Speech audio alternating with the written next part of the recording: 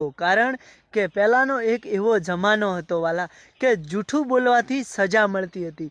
કારણ કે પહેલાંના જમાનામાં જૂઠું બોલવાથી સજા મળતી હતી અને આજના આ જમાનામાં તો તમે જુઓ વાલા કેવો કુદરતનો ન્યાય છે કે જે જૂઠું બોલે ને એ જ જીતે છે અને જે સાચું બોલી જાય ને એ હારે છે વાલા.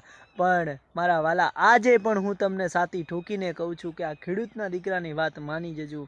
જો કદાચ ઉપરવાળો રૂઠશે ને તો તમારા ગમે એટલા ખોટા બોલેલા બોલ હશે ને એનો હિસાબ તમારે વેણીને આપવો પડશે. અને આજના જમાનામાં ને આજની તારીખમાં હું કહું છું કે ખેડૂતના દીકરા ખૂબ હેરાન થાય છે ને ખેડૂતોને ખૂબ તકલીફ છે વાલા.